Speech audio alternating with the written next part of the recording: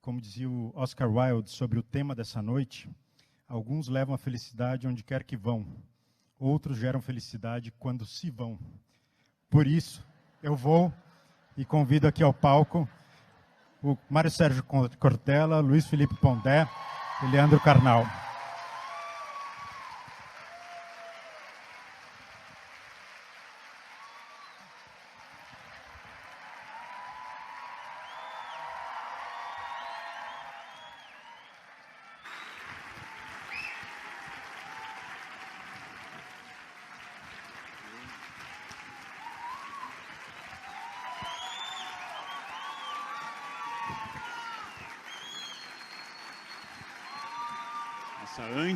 Antes da fala.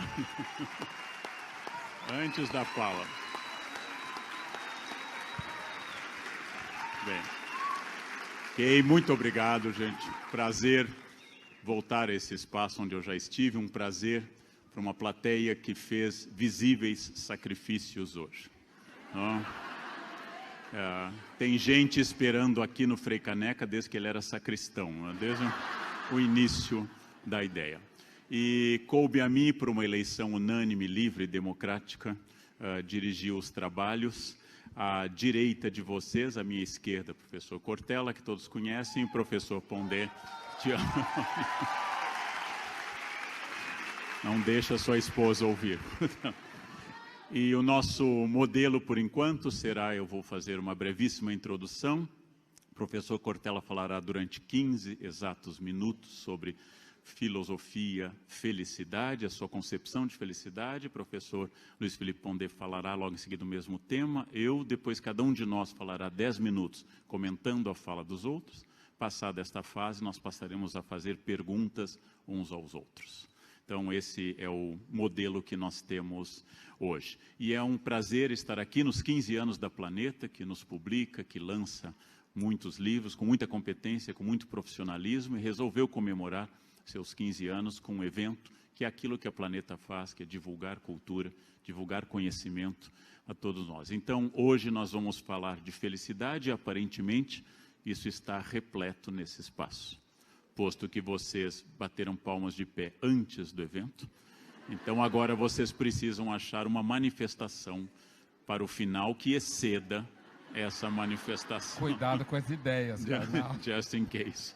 Just in case. Isso é muito bom, isso é muito animador, isso abastece muito o nosso coração, abastece muito a vontade de continuar trabalhando, produzindo. Esse é o Brasil real, o Brasil que eu gosto, esse é o Brasil que vai, que assiste, que debate, e esse é o Brasil que me torna feliz. E essa felicidade, nós começamos com o professor Cortella, explicando durante os próximos 15 minutos seu conceito filosófico e pessoal de felicidade. Por favor, professor. Muito bem. 21 de maio de 1688, nasceu Alexander Pope, um dos maiores poetas de língua inglesa da história, um homem que é conhecido especialmente não só pela sua produção literária, mas porque fez a tradução mais conhecida em inglês da Ilíada e da Odisseia. Esse homem que aniversaria em 21 de maio é um homem que há 330 anos, ao aparecer, permitiu que nós fôssemos capazes de um nível mais denso de felicidade, não porque produziu poemas estupendos apenas, mas porque trouxe para aquilo que é o mundo mais moderno o que um dia sonharam os gregos antigos na sua história, na sua tradição. Mas do Pope eu gosto demais de uma frase, ele era extremamente satírico, que tem muito a ver com essa reflexão que nós aqui vamos fazer e também com aquilo que gostamos de escrever, né, no nosso dia a dia, seja nos livros que cada um de nós publica individualmente, seja em livros que já fizemos juntos e, portanto, há algo a ser meditado, especialmente quando se fala, né, sobre felicidade. Disse o Pope um dia que algumas pessoas nunca saberão tudo porque entendem tudo muito depressa. Algumas pessoas nunca saberão tudo porque entendem tudo muito depressa. Isso me lembra aquilo que um dia Guimarães Rosa produziu ao dizer: não convém fazer escândalo de começo, só aos poucos que o escuro é claro. Que é um sinal de inteligência imensa de alguém que conseguiu observar a vida e olhar um pouco o que significa existir. Não convém fazer escândalo de começo, só aos poucos que o escuro é claro. E o tema da felicidade, ele não pode ser banalizado, olhado de uma maneira menos densa, porque ele, em última instância, é aquilo que, de maneira geral, quase sempre nós dizemos que queremos ser, queremos ter, queremos encontrar. Portanto, a felicidade como nosso horizonte. Claro, o mesmo Guimarães é lembrado sempre quando afirmava que viver é muito perigoso.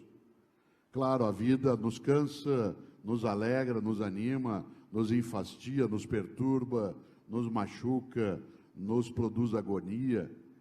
Eu nasci em Londrina, no norte do Paraná, e há um grande escritor de Londrina também, chamado Domingos Pellegrini. Domingos Pellegrini resolveu um dia fazer algo que eu acho especial. Eu gosto muito de haikais. Acho o haikai uma coisa de uma inteligência imensa. Para mim, o melhor brasileiro, depois de Milor Fernandes para a produção de haikai, era o paranaense, como eu, só que de Curitiba, Paulo Leminski. Aliás, Leminski tem algumas ideias sobre vida que valem sempre. Ele dizia, por exemplo, para que cara feia, na vida ninguém paga meia. Para que cara feia, na vida ninguém paga meia. Ou disse um dia Leminski: tudo que li me irrita quando ouço Rita Lee.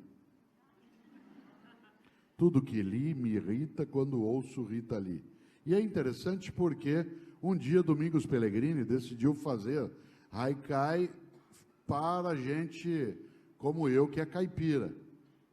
E ele até tem um livrinho chamado, Pão aí, Carnal, chamado Haikaipiras, que é só de haikais que quem é do interior entende bem e quem não é entende do mesmo jeito. E dos haikais que ele ali produz, o que eu mais aprecio é um que um dia eu pude colocar nas redes sociais para a gente refletir, em que representa, no meu entender, o que é a vida e o que é a procura de circunstâncias de felicidade.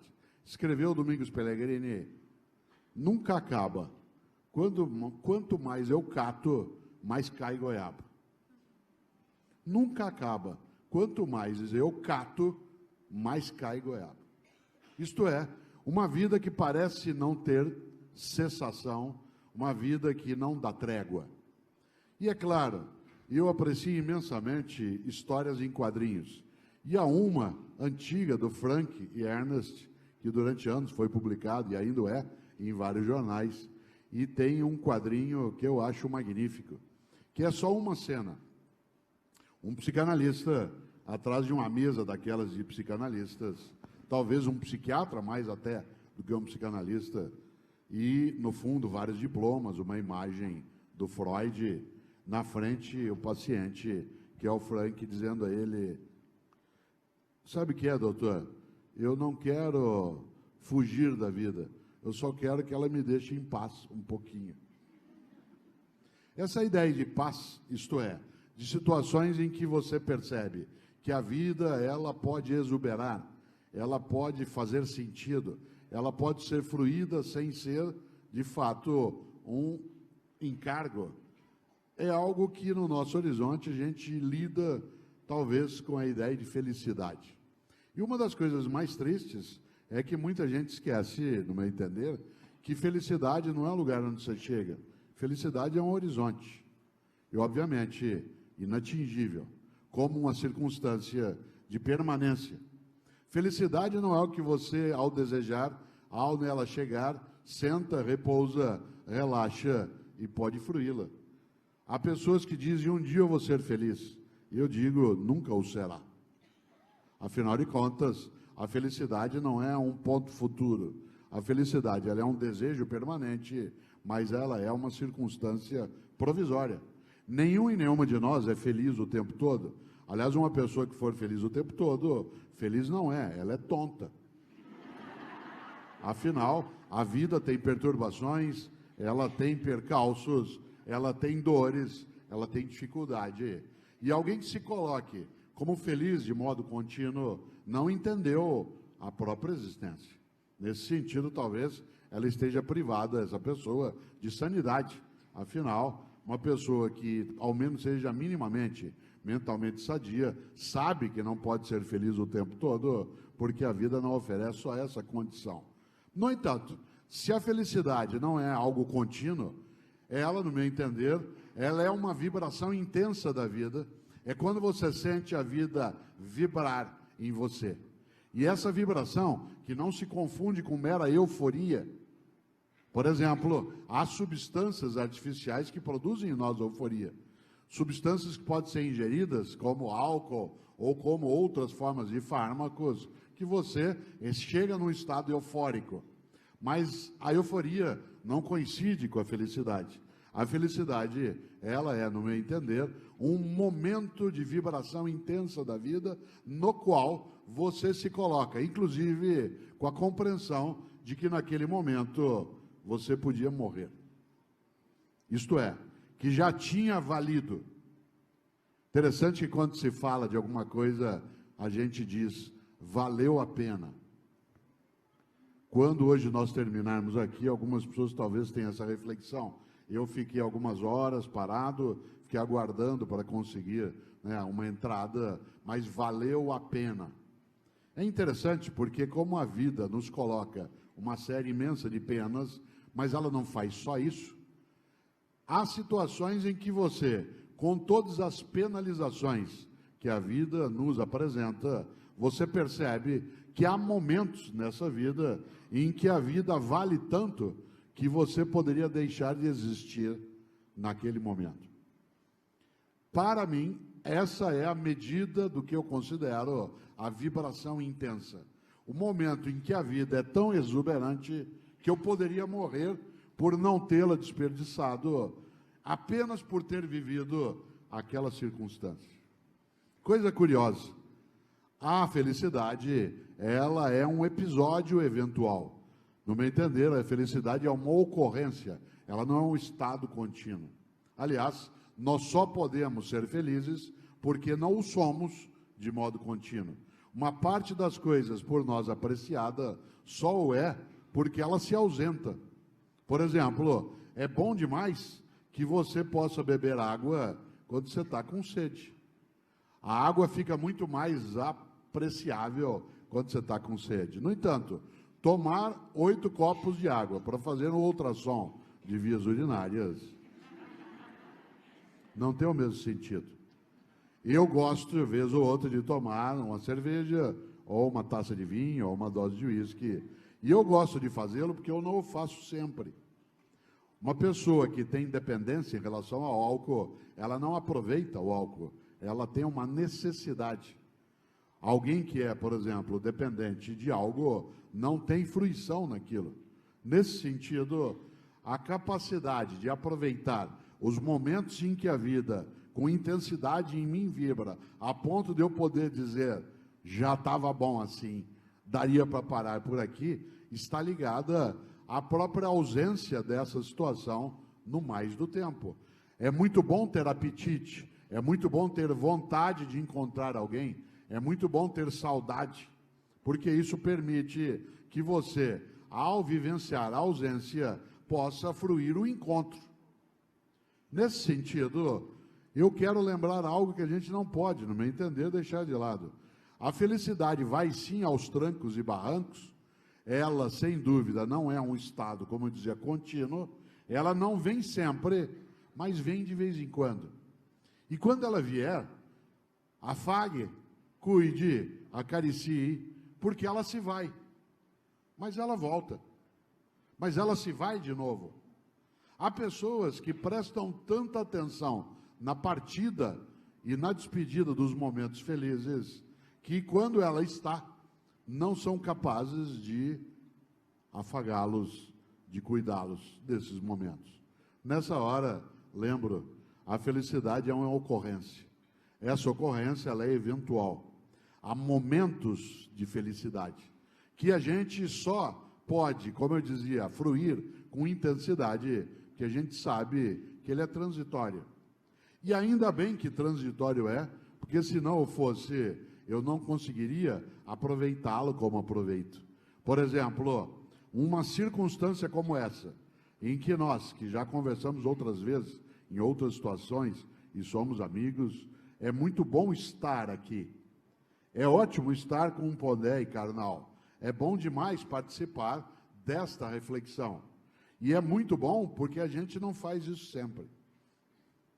É muito bom porque nós não estamos juntos todo dia, o tempo todo. E nem temos de ficar conversando de modo contínuo, mesmo que eu aprecie conversar com ambos. Mas tê-los à minha volta, de modo presente e contínuo, seria algo infeliz. No entanto, isso não é ofensivo, ou eu não quero que seja. Agora já era, já foi. É uma maneira de caricaturizar, mais do que caricaturar, caricaturizar aquilo que é a nossa circunstância e que o episódio do momento da vida que vibra é o episódio que você precisa dele cuidar. Insisto, ele não vem sempre e não fica de modo contínuo, mas vem vez ou outra. Quando vem? Em algumas situações. E eu quero usar os meus 4 minutos finais, nesses 15, para pensar algo. Por exemplo, uma das minhas netas mora em Florianópolis. Ela se chama Ana Luísa, ela tem 5 anos e ela gosta muito de vestidos. Florianópolis é uma cidade em que você usa roupa mais leve e ela, um dia, e eu gosto de lembrar isso, ela gosta muito de vestidos que sejam de alcinha e sejam floridos. E um dia, eu que moro em São Paulo, passava, né, por um shopping e vi um vestido que era belíssimo do jeito que ela gosta. Mais do que apenas gostar, havia um custo bom para ele. Há uma diferença, atenção, entre uma coisa que é cara e uma coisa que tem preço alto. Caro é aquilo que não vale. Há coisas na nossa vida que o custo é alto, mas não é caro. Há várias coisas que você e eu gostamos de ter, que o preço é mais alto, mas ele não é caro. Caro é aquilo cujo preço é muito superior ao valor daquilo. E nesse sentido você diz, isso é muito caro. Isto é, não vale isso.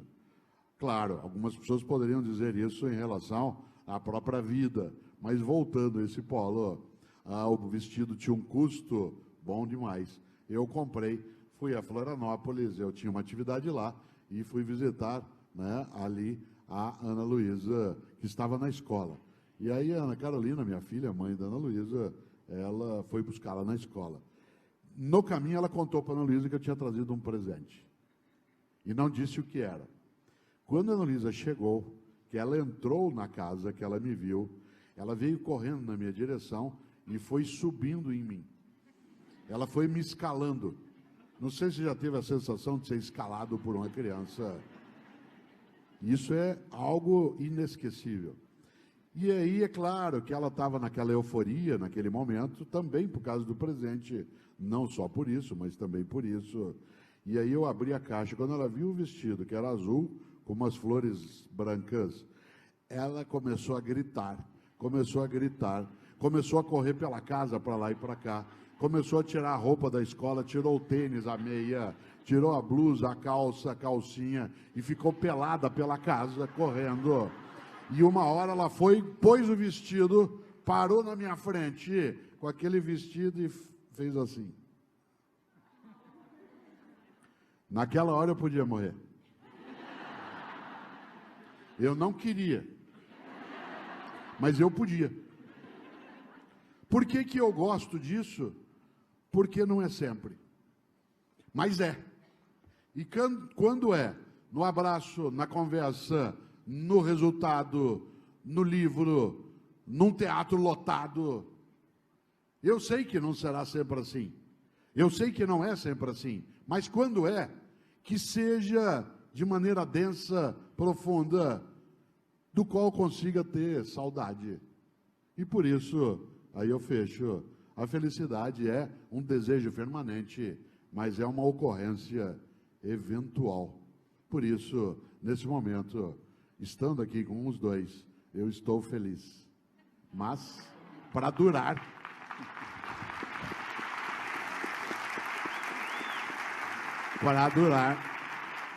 para durar bastante, que isso aconteça, é preciso que eu não esteja com vocês sempre.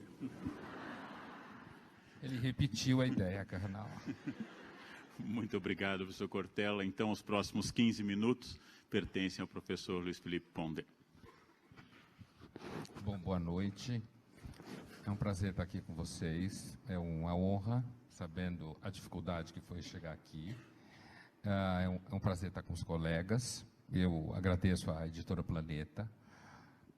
De fato, faço minhas as palavras que o Karnal tinha dito, e é sempre bom ter a chance de a gente poder trocar ideias, e sem dúvida nenhuma isso é algo que nos faz acreditar que, apesar de muito do que se fala, o Brasil está num momento muito bom.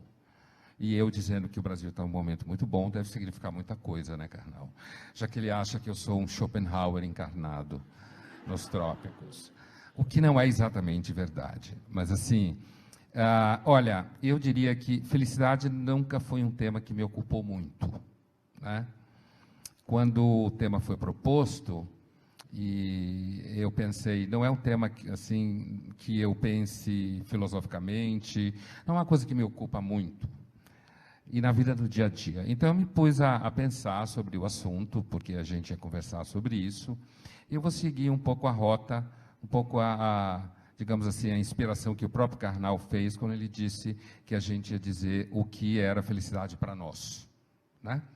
Então, claro, munido de um repertório filosófico, literário, tanto que eu conheço e assimilei, mas eu vou estar falando para vocês aqui algumas características ou algumas virtudes que me parecem importantes para a gente chegar a alguma forma de felicidade, que eu não vou ousar definir exatamente o que é, mas espero que fique claro o que eu penso de felicidade. A primeira, eu diria que eu acho que existem algumas qualidades ou algumas características que podem fazer com que a gente tenha, digamos, uma vida feliz, né? E vou encerrar os meus 15 minutos falando um pouco sobre a relação entre felicidade e os mais jovens, pessoas que estão aí pelos 20 anos e tal, a partir de algumas pesquisas que me deixam bastante preocupado, inclusive porque lido com jovens quase todos os dias em sala de aula, 22 anos. A primeira imagem que eu associo à felicidade é uma história que vem do comentário rabínico à criação, né? Que é da tradição rabínica judaica, os chamados midrashim, os comentários, em que se conta que um dia Deus, quando criou o mundo, e aí ele ia criar o homem e a mulher, e como é um Deus judeu, então ele tinha um parlamento com ele, porque vocês sabem que o judeu não consegue pensar nada se não tiver alguém com quem brigar, certo? Então, por isso que se fala 2 judeus, 3 ideias, né? E aí ele chama o seu parlamento e debate. Devo criar o homem e a mulher? Não devo? E aí vem a justiça e diz, vou fazer uma versão curta da história, a justiça vem e diz assim, não crie não. Não crie não, porque o homem e a mulher, eles vão dar muita dor de cabeça. Eles vão romper com você, eles não vão te obedecer, eles vão fazer muito trabalho, criar muito trabalho, não crie. Aí Deus chama uma outra membra do seu parlamento, que é a Misericórdia, e pergunta, e aí, Misericórdia, eu devo criar o homem e a mulher? E aí a Misericórdia diz, deve. É verdade que eles vão criar muito problema para vocês, para você, né? Bem, no começo a Bíblia é quase plural, para você. Mas vai ter alguns momentos em que eles vão deixar você tão feliz com o que você fez, tendo criado eles, que vale a pena. Aí Deus pega a Misericórdia, pega ela nas mãos e diz, eu vou fazer o que você disse, mas pega ela, joga ela no chão, estilhaça ela em milhares de pedaços, joga ela sobre a criação e diz: eu vou criar o homem e a mulher. Agora eu vou fazer com que eles passem o resto da vida buscando cada fragmento de misericórdia na face da terra. Essa história, que tem algumas versões dela, mas ela me lembra a ideia de felicidade, primeiro pelo que a misericórdia diz, e depois pelo que a misericórdia é. Eu acho que é impossível você ser feliz se você não experimentar a misericórdia. Se você não experimentar a possibilidade de perdoar pessoas, e se você não experimentar a possibilidade de ser perdoado por pessoas. Portanto, não é possível a felicidade se você não tiver consciência de que você tem culpa de muita coisa e de que você faz muita coisa errada. Daí nasce uma das críticas mais comuns que eu faço nos meus textos, na Folha, livros, nos meus livros e no canal do YouTube, em toda parte, que é muito comum, as críticas que eu faço àquilo que eu chamo hoje em dia das pessoas que se acham do bem. Porque eu acho que uma pessoa que se acha do bem e não reconhece em si nada de mal, ela provavelmente deve ser uma pessoa profundamente infeliz, porque ela não precisa de misericórdia, ela não precisa de perdão. Só quando você sabe o quão você é capaz de não ter controle sobre sua vida, de quão você pode meter os pés pelas mãos, do quão você pode fazer coisas que os outros não acham certo, é que você pode, de fato, experimentar a vida na sua matriz mais pura, que é um certo patos. Então, daí está a primeira coisa, né? Eu relaciono a possibilidade de felicidade a uma certa capacidade de reconhecer em si mesmo a impossibilidade da plenitude, a impossibilidade da perfeição, a impossibilidade do bem absoluto e a impossibilidade de se identificar com esse bem. Daí vem muito das críticas que eu faço em muitos lugares, em questões mais pontuais. Porque eu acho que a gente sofre, eu já escrevi isso várias vezes, eu tenho a impressão que a nossa época, uma das coisas que vai marcar a nossa época, é como sendo uma das épocas que mais se mentiu na face da Terra. E as pesquisas que comparam Google com Facebook têm provado isso. O que eu acabei de dizer pode levar vocês a já ter uma outra dica sobre o que eu penso, uma outra forma que eu penso de felicidade, né? De como a gente pode compreender felicidade ou do que pode ser necessário para a gente ter uma experiência de felicidade. Nesse sentido, eu estou colocando a felicidade muito mais do lado da capacidade de se reconhecer dependente, da capacidade de se reconhecer necessitado e insuficiente. Tem uma frase de um romance que eu gosto muito, que muitos de vocês já leram e conhecem, que é um romance do Tolstói, que é a Ana Karenina, que começa com uma famosíssima frase sobre felicidade, que é a seguinte, mais ou menos assim, é a primeira frase que abre o romance, não é tipo no começo, é a primeira frase. Todas as famílias felizes são felizes da mesma forma. As infelizes o são, cada um da sua forma. Essa frase do Tolstói, quem conhece a história, sabe que a história é a história de uma mulher adúltera, que trai o seu marido porque se apaixona perdidamente pelo conde Vronsky e acaba pulando embaixo do trem. Dei spoiler. Mas ler Ana Karenina não é uma coisa que você lê para saber o final. Né? Você lê Ana Karenina para saber quem você é, do que você é capaz, como qualquer clássico. Né? Eu lembro disso porque, assim, nessa aí vai um outro entendimento, mas eu vou apresentar para vocês, basicamente, 3 entendimentos. Já apresentei um, que é relacionado ao tema da misericórdia, da insuficiência e do reconhecimento que a gente tem de perceber as nossas falhas. Pessoas perfeitas devem ser profundamente infelizes. Essa segunda, que eu citei a abertura do Ana Karenina, o Tolstói tem uma compreensão de felicidade, o que ele está descrevendo no romance, como alguma coisa que você atinge a partir de uma estrutura social de repressão do desejo. Portanto, para você ser feliz de acordo com a norma da civilização, você deve ser, no mínimo, monótono. Você deve ser alguém que está inserido dentro de uma regra em que o desejo está completamente contido a partir de certas obrigações. Essas obrigações estão relacionadas à sua família, de origem, a família que você vai construir, os filhos, o marido, a mulher, todo mundo que dá à sua volta, os amigos, a sociedade, ou seja, o que você tem que cumprir.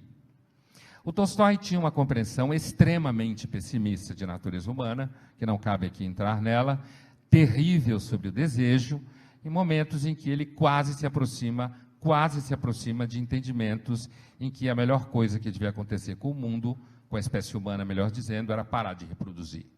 Ele flerta com essa ideia, né? Mas o que eu quero pontuar aqui, essa fala do Tolstói, ainda que ele não esteja próximo na totalidade do seu entendimento, me lembra um outro autor que também é muito importante na minha formação, estou fazendo referências à Bíblia, é importante na minha formação, né? A literatura russa é muito importante na minha formação, e o Freud. Todo mundo conhece a famosa frase do Freud no Mal-Estar na Civilização, que eu acho um texto fundacional para se entender a modernidade, em que ele diz: às vezes a gente tem a impressão que a felicidade humana não faz parte dos planos da criação. Aparentemente, a criação não planejou a felicidade humana. Por quê? Porque a gente está sempre tropeçando no desejo. A gente está sempre perdendo o controle sobre o que a gente quer, e o desejo é sempre algo que pode levar você a momentos de enorme felicidade e a momentos de enorme tristeza, coisas que eu acho que estão lado a lado. E aí, no caminho da minha apresentação, pode ficar um pouco claro o que eu vou dizer no final, como eu entendo da forma mais pessoal a ideia de felicidade. Então, o Tolstói e o Freud aqui estão dialogando no sentido, apesar de que os dois não concordam, Freud nunca achou que a humanidade devia parar de se reproduzir, no sentido de que a normalidade da civilização está baseada na repressão do desejo. Eu não estou entrando em detalhes sofisticados sobre conceitos, fazendo diferença entre desejo, libido, pulsão, seja o que for, no âmbito da teoria freudiana. Mas a norma social, aquilo que faz você mais ou menos feliz, faz você mais ou menos normal, mas faz você sempre tendo um certo mal-estar, é o fato de que para você conseguir conviver em sociedade, você tem que reprimir certos desejos que nascem em você, que brotam em você, porque você é um ser desejante. E aí a noção de civilizado e amadurecido é mais ou menos a ideia de que você é capaz de lidar com os sustos que a vida lhe apresenta, quando de repente você se vê diante de uma situação em que você diz: eu sempre esperei por isso. E saber que você talvez tenha que abrir mão disso. Nesse sentido do Tolstói e do Freud, a felicidade, então, ela é, no sentido sociológico, digamos assim, algo fruto da normatividade, da vida em sociedade, do respeito a regras e de um certo resto de constante insatisfação. Por último, eu diria que eu acho uma outra forma que me ilumina um pouco, pensando a partir dessa questão da felicidade, é que me parece que uma das coisas mais importantes para se ter momentos em que você sinta a vida leve, que você tem a impressão que as coisas que você faz estão boas, quando você encontra sentido na vida. Quando você encontra sentido no que você faz, quando você encontra sentido nas pessoas com quem você está. E eu não acredito que o sentido cai do céu, eu acho que o sentido é arrancado das pedras. Então, isso significa trabalho, esforço, perenidade, resiliência e tudo mais. Dado esses três sentidos, né, essas três formas, felicidade a partir de uma certa apreensão da necessidade de misericórdia e da dificuldade que isso implica, a relação entre felicidade e normatividade social produzindo um resto de mal-estar constante que não teria solução, né? E por último, a ideia de que felicidade está associada a sentido na vida, eu completarei a minha fala dizendo o seguinte: ao ficar vasculhando cá, pensando, afinal de contas, eu que nunca pensei filosoficamente, de fato, nunca foi um tema que eu tenha me preocupado sistematicamente, eu quero dizer, estou falando do ponto de vista profissional. Ele aparece aqui e ali por conta de que ele está associado a várias outras coisas. E eu lembro, por exemplo, eu, como muita gente sabe, eu era fadado a ser médico, né? Família de médicos, agora filho médico, adorava biologia, era bom aluno, passei em medicina muito fácil, o curso era tranquilo, mas eu sentia uma coisa que era assim, eu não estava afim de hospital, achava o papo dos médicos me dava um sono, coisa e tal. E então, num dado momento, eu chutei o balde, depois de um certo processo, e resolvi ser filósofo, ou seja, eu apostei numa profissão que tinha tudo para dar errado, né? E olha só o que aconteceu, né? Mas, então eu fiquei pensando, e eu cheguei à seguinte conclusão. No fundo, para mim, a noção de felicidade que mais me impacta e que mais faz sentido para mim é uma certa concepção romântica de felicidade. No sentido de que eu suspeito, né, que felicidade para mim tem a ver com a experiência da autenticidade, de você ser capaz de viver aquilo que você sente desejo de viver, que você é capaz de lidar com as tensões que essa busca causa, que esses encontros causam, e que, portanto, não haveria, me parece, para mim, a possibilidade da experiência de felicidade fora da autenticidade. Para mim, pessoalmente, não haveria a possibilidade de experimentar a felicidade fora da autenticidade. Quando eu olho o meu percurso até aqui, o meu percurso parece me reforçar essa ideia. Portanto, nesse sentido, a felicidade, para mim, está intimamente associada a você poder viver paixões e, logo, portanto, ela está ligada à coragem.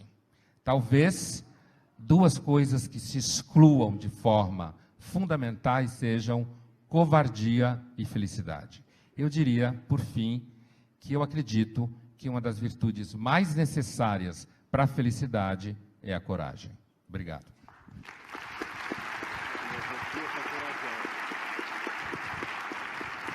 Bom marketing. Muito obrigado. Responder é uma alegria estar entre duas pessoas inteligentes, ouvindo.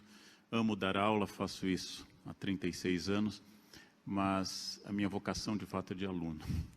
Eu adoraria ficar sentado aprendendo, até porque é mais fácil do que dar aula. É mais prazeroso para mim, inclusive. Quando eu era muito jovem, eu era muito religioso, venho de uma família religiosa. Eu era muito jovem e supunha, naquela época, que a felicidade estava na imitação de determinado modelo, que era a biografia de Jesus.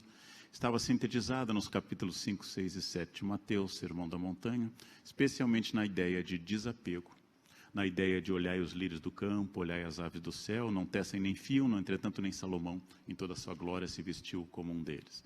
Nesta fase que eu não precisava produzir bens e era sustentado pelos pais, eu era muito desapegado dos bens. É muito fácil eu ser hippie com mesada. Eu sempre entendi que essa generosidade, ela nascia de uma família de classe média, interiorana, estável, e que isso dava felicidade num mundo no qual as coisas não tinham grandes contradições. Escola muito fechada, muito católica, a mesma família, de casa para a escola, sempre todos estudaram lá, os professores, meu pai deu aula de latim na mesma escola, e tudo isso era tranquilo. A fé era uma experiência estética, descrevi isso há pouco, no final da tarde, quando eu tocava na capela e a luz do vitral azul entrava, eu tocava uma música de uma oração atribuída a São Bernardo, e aquilo era Deus, o belo, o bom, o ético. A felicidade, voltava super feliz para casa. Nem um minuto me passava pela cabeça que uma parte da minha pátria estava nos porões sendo torturada. Não me passava isso pela cabeça aos 8, 9 ou 10 anos. E tudo era feliz e muito bom. E essa religiosidade me levou longe, a estudar muito, inclusive, a ser jesuíta. Por vários motivos, esse modelo de felicidade na imitação de Cristo, esse modelo de felicidade na entrega a um modelo religioso, esse modelo foi entrando em certo paradoxo, não muito claro, em nenhum momento muito objetivo. E eu resgatei um outro modelo que me acompanhava desde a infância, talvez por projeção com a função do meu pai, advogado e professor, que era estudar muito. Encontrar a felicidade nos livros e a resposta nos grandes autores. Estudar grandes filósofos, estudar as meditações de Marco Aurélio, estudar a Carta sobre a Felicidade, de Epicuro, Carta a Meneceu, estudar as grandes obras como as Confissões de Agostinho, estudar as reflexões éticas de Spinoza. Cada vez que eu descobria mais, eu ficava mais feliz. Li O Príncipe de Maquiavel, obra póstuma de Maquiavel, com muita alegria, descobri muitas coisas. E aí li logo em seguida que toda a teoria estética de Maquiavel não estava no Príncipe, estava na Mandrágora, sua maior peça. Então me dediquei a ler a Mandrágora, peça de teatro extraordinária, muito bem feita, e ao final o comentarista dizia, mas a sua concepção de história está nos comentários das décadas de Tito Livio. Então fui ler essa obra, e lá se disse que, na verdade, a história de Florença de Maquiavel, em 2 grossos volumes, era o que abriria a porta dessa felicidade. E entrei num ciclo ansioso de ler sem parar, ler os livros do meu pai, ler livros fora, até que a primeira vez que visitei a biblioteca de Washington e perguntei por curiosidade na maior biblioteca do planeta, a bibliotecária, o que havia sobre Brasil na biblioteca, e ela me mostrou uma ala de várias centenas de metros de prateleiras, dizendo que ali estava o Brasil República. E se eu acompanhasse, eu teria outra parte sobre Império e Colônia. Entendi que se eu dedicasse 16 horas por dia, durante todo o resto da minha vida, eu não leria Brasil República. Eu entendi uma coisa libertadora, que eu estava perseguindo talvez aquilo que no romance A Náusea de 1938, Sartre coloca em um intelectual equivocado, que acha que ler a biblioteca em ordem alfabética seria a chave do seu conhecimento e da sua libertação. Abri mão do número, apesar de amar ler e ler muito, como eu já tinha aberto mão um dia da fé. Mas entre os livros que eu descobri, estava uma encadernação muito bonita do meu pai sobre o Fausto de Goethe, no qual o Dr. Fausto é um filósofo entediado, um pleonasmo. Ele é um doutor da universidade, entediado, não sabe o que fazer, e ele pensa em se matar no fim da tarde, uma ideia comum, boa, prática. Prestes a tirar sua vida, ouve o sino com Ângelos, ouve o sino das 6 da tarde, e ele se arrepende um pouco do seu gesto, e logo em seguida lhe aparece o espírito tentador na figura de Mefisto. Mefistófeles, Mefisto, promete a ele que vai dar tudo o que ele quiser para sair dessa melancolia causada pela proximidade do planeta Saturno, segundo a crença da época, causada por uma bilis negra que deprimia. Essa melancolia seria curada se ele tivesse tudo para ser feliz. E a condição de ele entregar a alma é dizer a um momento: para, és belo. Para, momento. A partir de agora está lindo. Talvez seja como o momento que o Cortella descreveu com a neta. Se Cortella dissesse: para, é belo, Mefisto desceria em Florianópolis e levaria sua alma imediatamente. Feita a condição, assinado o contrato, como de árbitro com sangue, começou a pedir as coisas usuais. O que vocês pediriam? O que eu pediria? Dinheiro infinito. O amor da única mulher que ele amou e não correspondeu, Margarida. Depois todo o poder do mundo, depois a liderança de todos os exércitos, e tudo que ele ia obtendo, o amor de Margarida, o dinheiro, os êxitos, tudo parecia incompleto. Nada parecia trazer a plena satisfação. Então, andando pela praia e vendo um terreno inculto, decidiu aplicar-se a tornar aquele terreno agriculturável. Contratou pessoas e, ao longo dos próximos anos, passou a tornar agriculturável uma terra estéril à beira-mar. E num certo final de tarde, olhando seus camponeses felizes cantando, olhando o trigo no horizonte, olhando o pôr do sol, ele entendeu, claro que o autor era um alemão, que o trabalho era felicidade. Óbvio, o autor era alemão, jamais seria um velho calção de banho um dia para vadiar, não seria em Itapuã, mas no empreendimento em Itapuã, né? Ele era um alemão. E dizendo isso, Fausto deixa escapar a frase fatídica: para, és belo.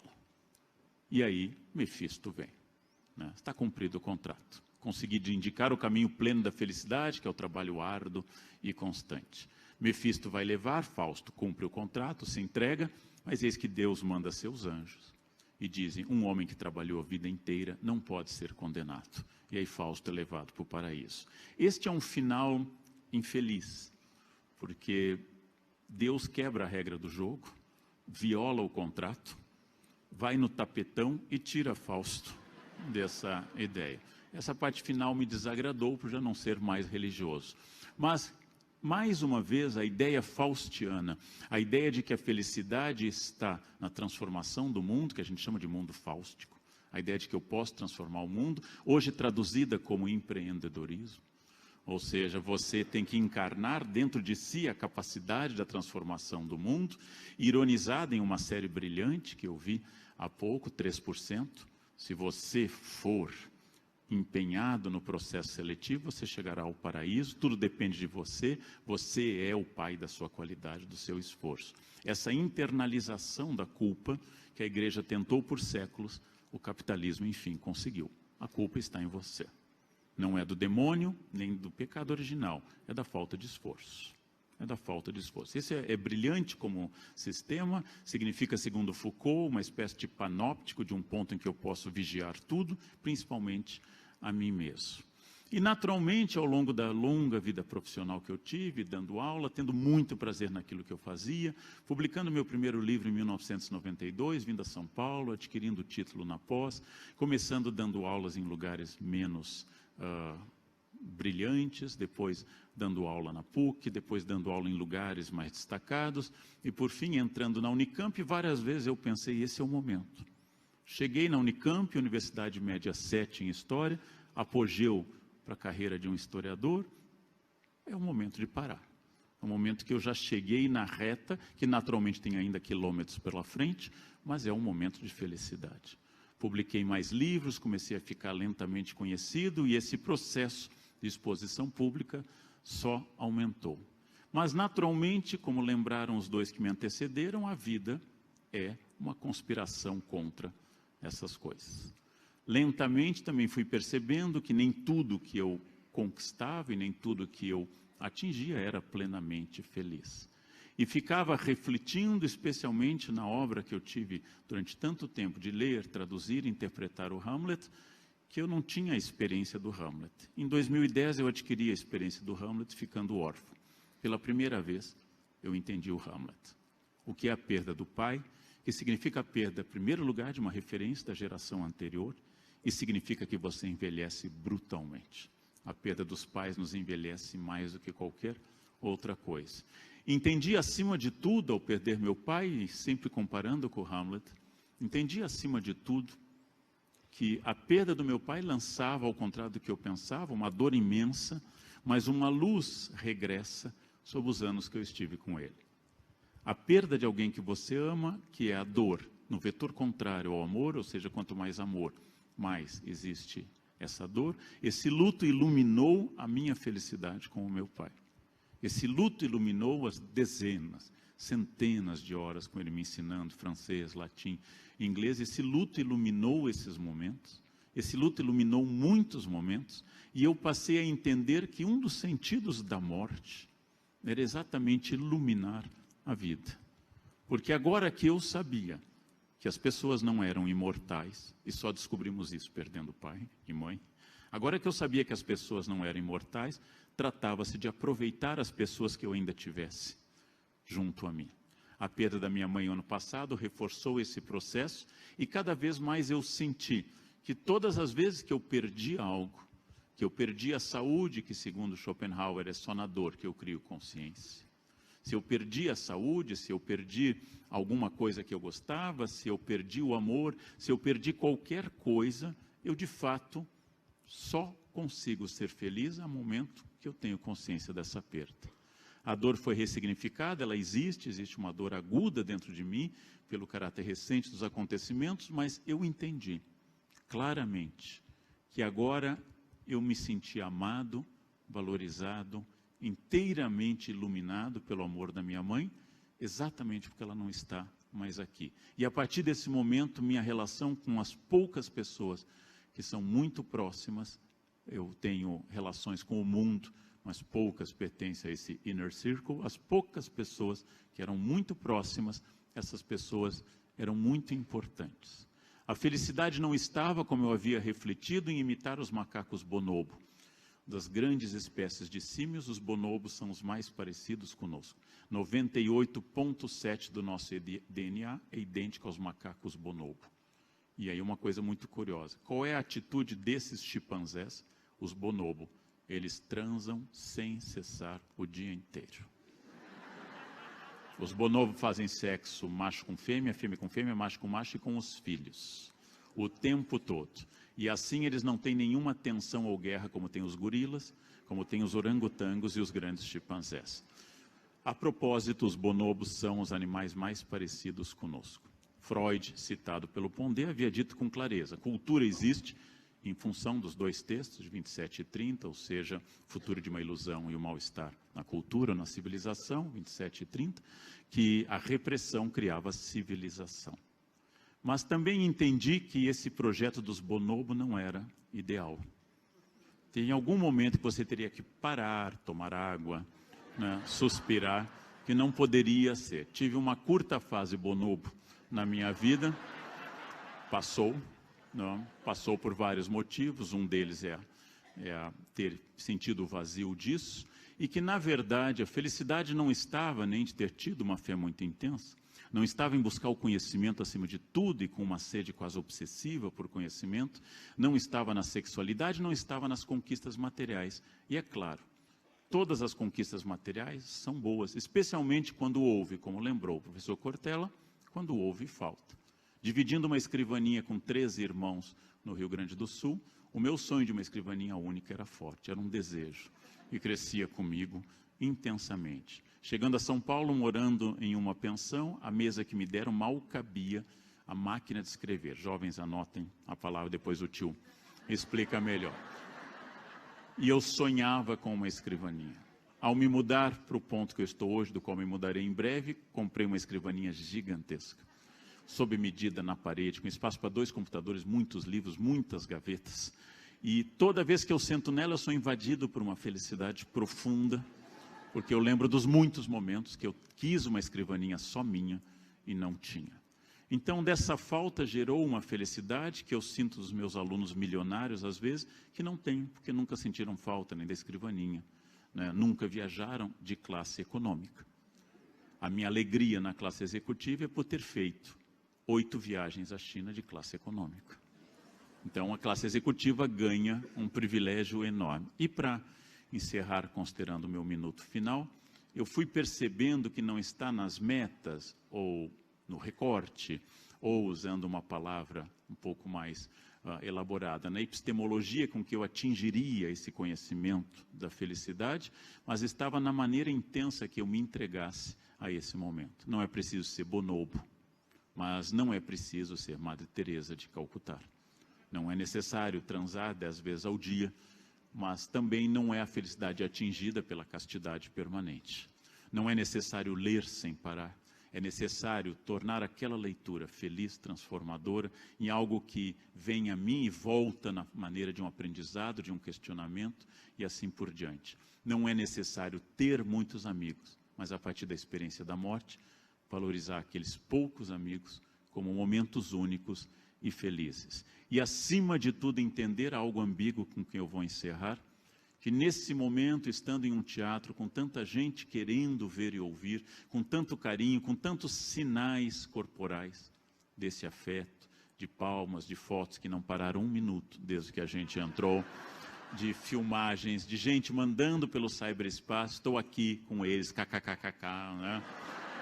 Nesse momento, em que o carinho de vocês é visível, palpável, quase tangível no ar, eu sou muito feliz, não porque apenas vocês gostem dessas pessoas, dos nossos textos, mas eu sou feliz porque, apesar do carinho e da extrema honra que é ser amado pelo público, eu entender hoje que eu seria o mesmo Leandro se ninguém estivesse nesse teatro. Eu seria a mesma pessoa. E isso, gente, levei 55 anos para deduzir. Então, eu espero nos próximos anos continuar descobrindo isso, que as pessoas que me amam são ótimas, as pessoas que me odeiam também são ótimas, porque ambas estão falando do seu sentimento e não do meu. As pessoas que estão aqui apoiando são maravilhosas, as que postam na internet odeio lendo também estão no mesmo jogo afetivo delas, falando sobre elas, e que eu tenho que atingir não a indiferença estoica, não a indiferença de uma ataraxia, conceito filosófico, mas a tranquilidade de não deixar que a minha felicidade dependa da opinião alheia, mas apenas do meu exame diário de consciência, que eu herdei da Companhia de Jesus e nunca abandonei, e de olhar no espelho e dizer, está aí, está dando, está envelhecendo, mas vai, ainda aproveita esse momento final, tenta alguma dignidade, tenta controlar a alimentação, mas daqui para a cova é reto, não importa, gente, o que eu vou fazer, importa como eu me comparo para poder aproveitar esse momento mágico que vocês estão valorizando. 3 professores, isso é muito bonito no Brasil, nesse momento mágico, mas entender que esse momento é muito especial, mas que a felicidade não pode depender do número de estrelas que um crítico dá ao seu livro, ou de um número de obras vendidas. Ela tem que ser muito mais do que isso, senão, como diz Marco Aurélio, a felicidade é do outro e não minha. Muito obrigado.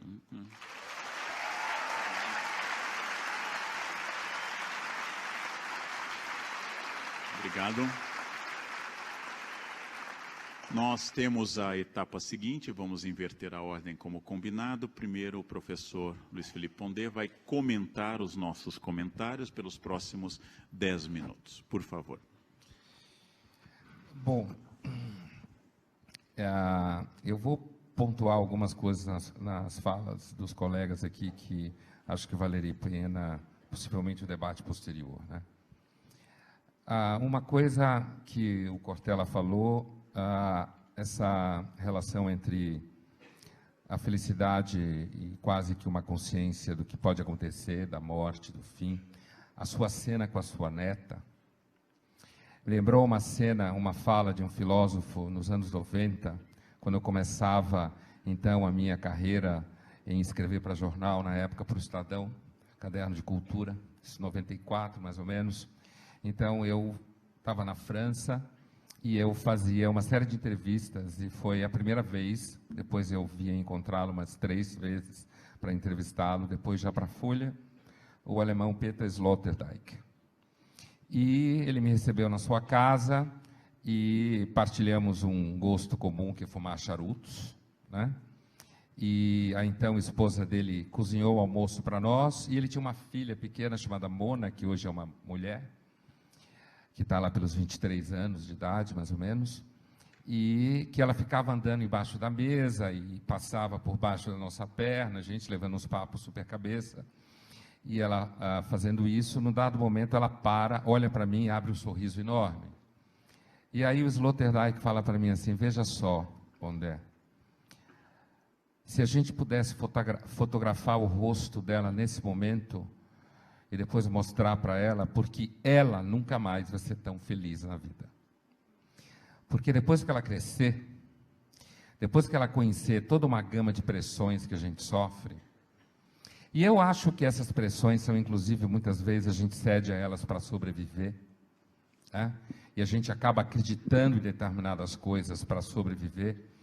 Essa fala do Sloterdijk, que eu nunca esqueci, a tua fala sobre a tua neta me lembrou isso, que é essa questão de uma criança, na época ela estava lá pelos seus 2, 3 anos de idade, que aquela felicidade toda estava sentada numa experiência de espontaneidade com a vida que depois você perde. E aí começa de fato o desafio, né? E que nós adultos em alguns momentos temos esse tipo de felicidade, né? Eu entendo, reconheço o que você fala. Então, há algo na felicidade, sem dúvida nenhuma, que está associada a esses momentos que são quase momentos epifânicos, né? Com relação ao que o Karnal dizia, eu acho que tem uma coisa que me parece também importante. Primeiro, a questão do capitalismo, que você fala da culpa, né? A gente sabe que, na realidade, apesar de que os judeus são famosos pelo capitalismo, muitos sociólogos acham que o capitalismo, na verdade, na forma que ele existe, é uma invenção protestante, né? E, portanto, a culpa e a ideia de que se você não tem sucesso, você, na verdade, é ruim, ela já vem daí. E com isso eu não quero liberar o capitalismo, porque eu acho que o capitalismo produz uma série de problemas. O capitalismo produz o esmagamento do sujeito, uma neurose de produtividade. O capitalismo obriga você a ser eficaz, né? Na mesma medida que o capitalismo arrancou um tanto de pessoas da pobreza que ninguém nunca viu antes.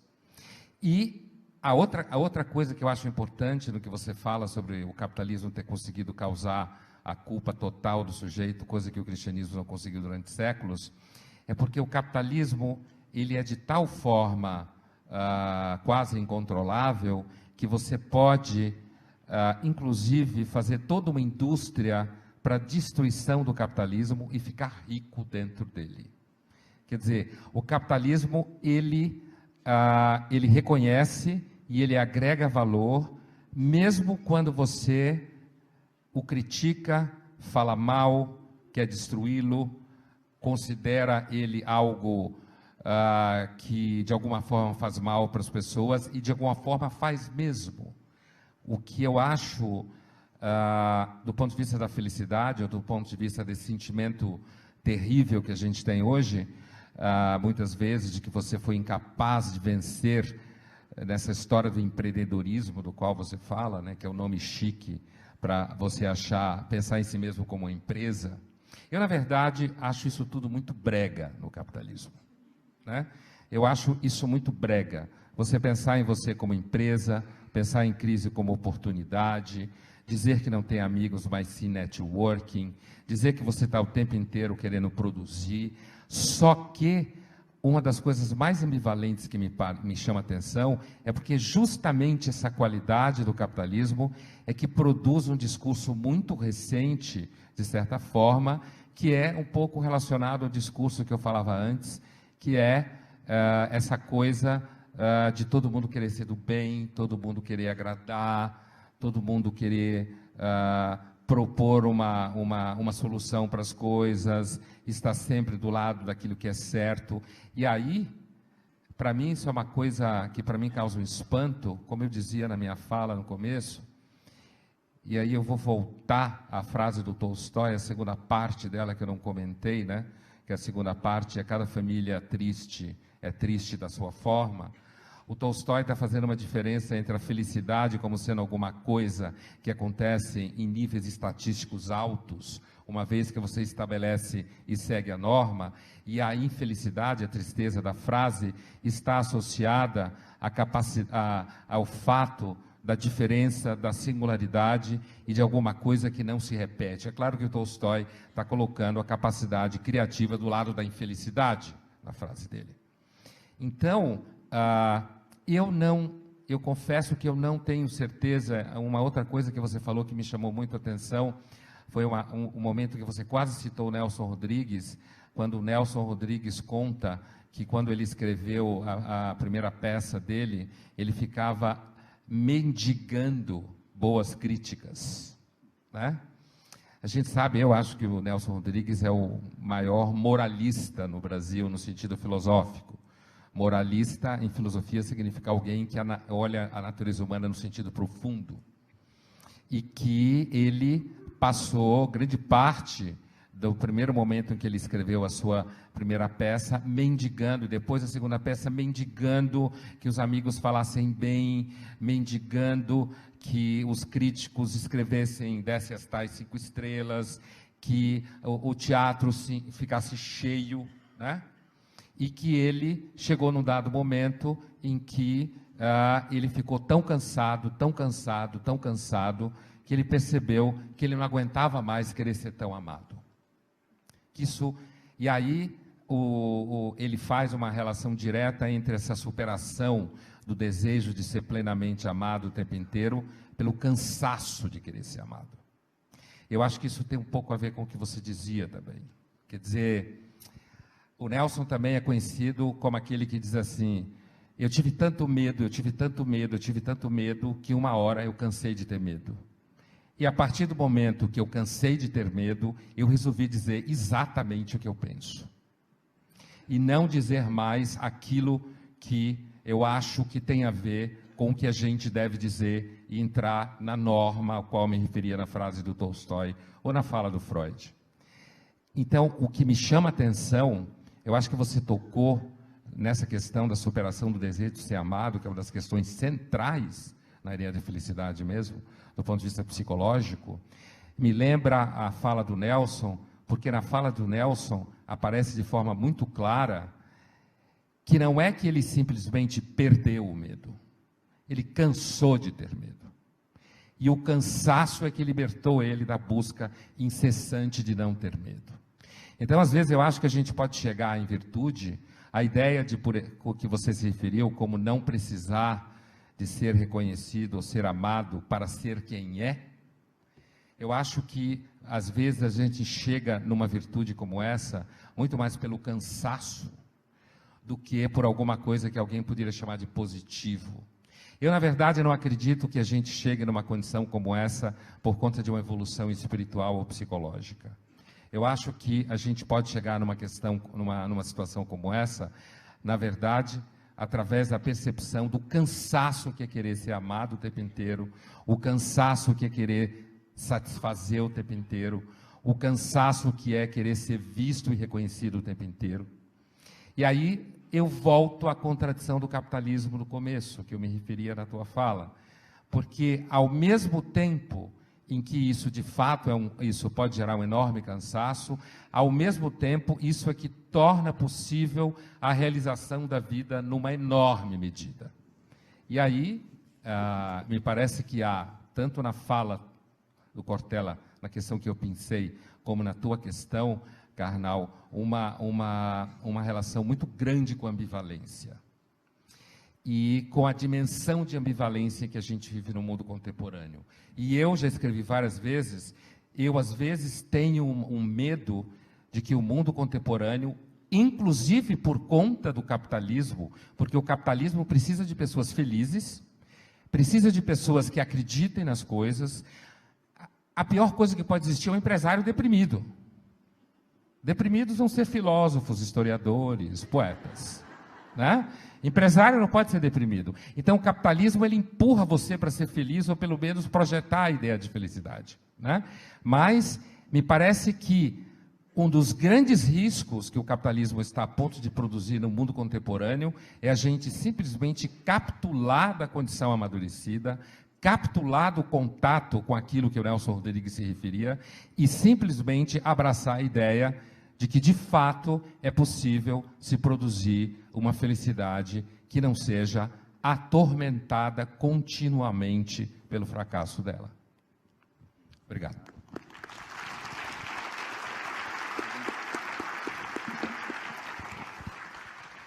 Cortella, por favor. Eu queria retomar um pedaço muito bom daquilo que o Pondé falou, quando fez uma identificação entre felicidade e coragem. Porque, embora nem todo corajoso, isto é, a pessoa que tem a capacidade de enfrentar seus medos, ela se torne feliz apenas porque corajosa é, o inverso, no meu entender, é verdadeiro. Isto é, todo covarde, ou todo, para usar uma expressão antiga, todo pusilânime, ele é infeliz, porque ele se envergonha de sê-lo. E, portanto, embora a coragem não nos ofereça sempre o mérito mais elevado, a pusilanimidade, a covardia, ela nos amargura, porque eu sei quem sou. E quando covarde sou, em relação à vida, ao enfrentamento, à vida coletiva, à política, eu sei que o sou. É interessante porque essa conexão que você faz, ela marca uma das condições que, no meu entender, é a substância também da felicidade. Quando o Karnal relembra da trajetória profissional, e você o tem, e eu também, né, quantas vezes eu me sinto bem, e eventualmente até fico feliz comigo mesmo, de não ter me acovardado por ter feito algumas coisas, entre elas, ter feito filosofia. Numa época, inclusive, eu tenho mais idade que ambos, em que isso não era apenas, né, algo que não era bem entendido, né, num circuito, né, dentro de uma nação como a nossa, que vivia um momento de ditadura, como, além de tudo, era considerado próximo à vadiagem. Ainda é. Claro que precisa coragem para deixar a medicina numa família com a tradição tua, que teu filho resgata sendo médico, né? Portanto, ele retoma um salto dado. Claro que precisa coragem para deixar de ser jesuíta. Né? Isto é, alguém que rompe, né, com uma determinada convicção. Essa ideia de coragem não é assim, olha como sou bom, mas olha como eu não sou covarde em relação a algumas coisas. E isso felicita. Claro que não deixa feliz o tempo todo, mas quando deixa, deixa por inteira. Outra coisa que você levanta, que eu aprecio, e depois comento algo do Karnal, é que ao citar Adão e Eva, parte daquilo que o judaísmo e depois o cristianismo trouxe à tona em larga escala, era identificar o paraíso como sendo um lugar de felicidade. Isto é, onde não havia sofrimento nem dor, onde não havia carência. E eu acho que esse paraíso, ele é tedioso. Ele não é feliz. No meu entender, Adão e Eva só se colocaram, aliás, na condição de felicidade quando eles romperam com o paraíso. Porque o que se tinha num paraíso como aquele era tédio. Nenhuma necessidade, nenhum desejo, nenhuma carência e, portanto, nenhuma busca, nenhuma conquista. A única vez que eles foram em busca do que eles tiveram desejo, dali foram expulsos. E essa expulsão é uma bênção. A expulsão é uma bênção porque ela permitiu que nós fôssemos capazes de sermos, como retomando algo que eu dissera antes, sermos seres de carência e, portanto, de busca de algo que nos dá ânimos, nos dá impulso, nos leva. Parte das religiões, entre elas o judaísmo e o cristianismo, coloca quase a ideia de que Adão e Eva deveriam dizer: eu era feliz e não sabia. E aí eu quero lembrar algo: se você não sabia, não era feliz. Porque felicidade tem a ver com consciência da própria felicidade. A ignorância não é feliz. A ideia de santa ignorância, ela pode estar ligada a algo que não te leva a sofrer, mas a ignorância não é santa. À medida mesmo em que a ignorância, ela é a impossibilidade de consciência de algo que deveria sê-lo. E nesse sentido, Adão e Eva não eram felizes porque não sabiam, porque felizes não eram. Passaram a sê-lo quando tiveram a perda de algo que tinha sentido e puderam buscar de novo. Por isso que os bonobos não são, por acaso, tão próximos a nós. Você lembrou bem, no genoma, no mapeamento genético, entre mim e um bonobo, há 98,7% de coincidência do equipamento genético. Isso eu que sou filósofo. Tem gente que é 99,6%. Né? Alguns torcedores de alguns times é 99,9%.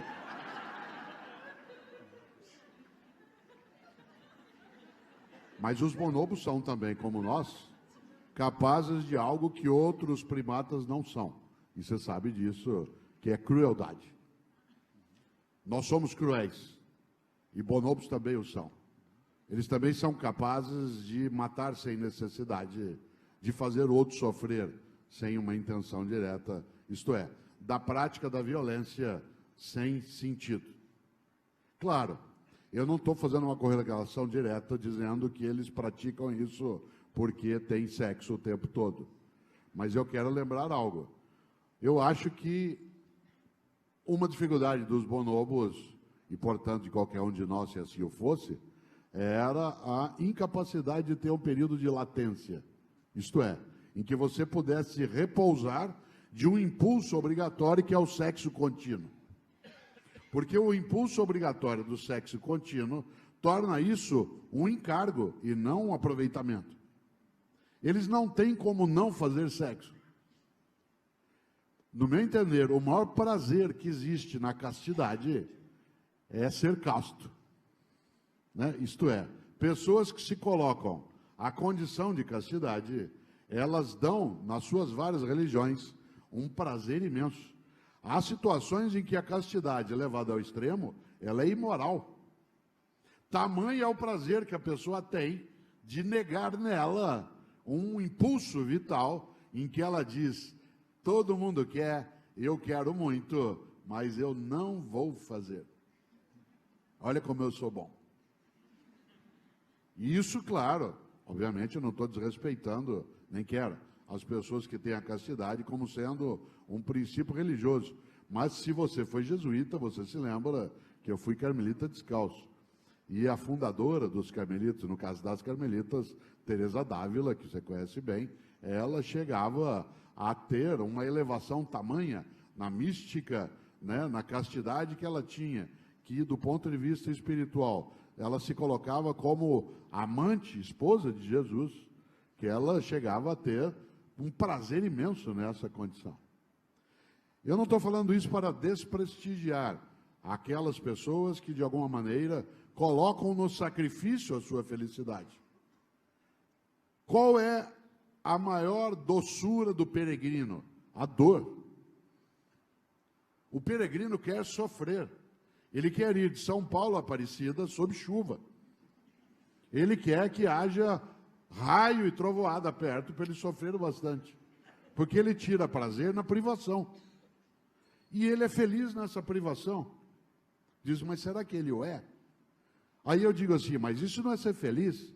Como é que alguém decide fazer o caminho de Santiago de Compostela, dormindo mal, comendo mal, andando a pé, sendo quase atropelado? Por que ele não vai ser um turista em vez de ser um peregrino? É tão gostoso. É que, para ele, não. Aí eu digo, será que ele é doente? Eu diria não. Eu estou com um olhar equivocado. Ele não é um doente. Ele encontra seus momentos de exuberância, ou até da epifania, para pegar um termo que o Pondé usou, em que vem à tona aquilo que o exubera exatamente no sofrimento, na dificuldade, na perturbação. Por último, dentro disso, tal como algumas pessoas o fazem, não fazendo o caminho de Santiago de Compostela, ou fazendo a autoflagelação, mas indo às academias. E chegando no limite máximo da privação. Agora, numa época em que nós temos comida que vem com bula, em que você não pode comer, não pode isso, não pode aquilo, teu corpo tem que ser privado daquilo que mais prazer dá. Claro, eu nunca esqueço, e aí eu termino, de algo que me perturba bastante, até queria depois ouvi-los. Quando da morte de um dos maiores escritores que esse país já teve, foi João Ubaldo Ribeiro. João Ubaldo Ribeiro, um homem da Bahia, que como o Pondé, que viveu na Bahia boa parte da vida, sabe. Durante o velório do João Ubaldo Ribeiro, eu pensava, João Ubaldo, fazia 20 anos que ele não bebia nada alcoólico, 20 anos que ele não comia acarajé, 20 anos que ele se cuidava. Eu pensava, vão sepultar um cadáver saudável.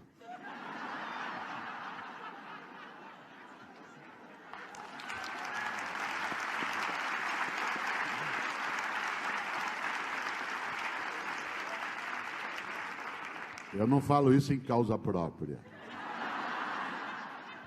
Mas eu penso que nossos modos negam um pouco, Pondé, a estupenda frase do Ana Cariene. Né? Se todas as famílias felizes, elas se parecem, e as infelizes cada uma é ao seu modo, eu acho que também as pessoas felizes cada uma é ao seu modo. Algumas, claro, né, se privando, outras encontrando. Isso significa que há uma variedade nessa condição. Mas eu identifico em todos, eu concluo de verdade, identifico em todos uma questão. Há necessidade de carência. Por isso que o luto, ele é iluminador. Porque ele acende a luz naquilo que é escuridão. Aquilo que é o claro escuro de Drummond, né, é algo que ilumina, porque eu não estava enxergando. E é claro, isso marca imensamente essa condição. Eu não tenho dúvida que a memória, e aí até te coloco isso depois para pensar, a memória de teu pai, como sendo também teu mestre em idiomas, em conhecimentos, a fruição da memória, eu imagino que deva ser muito mais exuberante do que a presença da situação quando ela aconteceu. Isto é, estar ali ao lado, hoje, é muito mais uma imagem que é magnífica do que a vivência no momento que foi.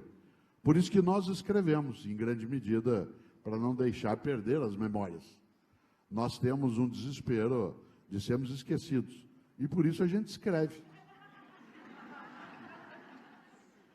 Porque não sermos esquecidos nos deixa felizes.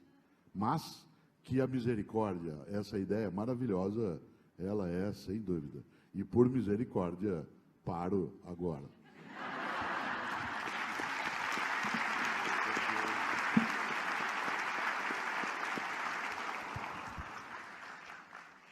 Grande parte do encanto, da sedução que a fala do Cortella provoca é, além da capacidade de entremear boas citações, quase infinitas, de uma grande capacidade de leitura e grande capacidade de retenção de memórias, esses excertos iluminadores, mas, acima de tudo, na transmissão indireta, a socapa de uma evidente pessoa feliz.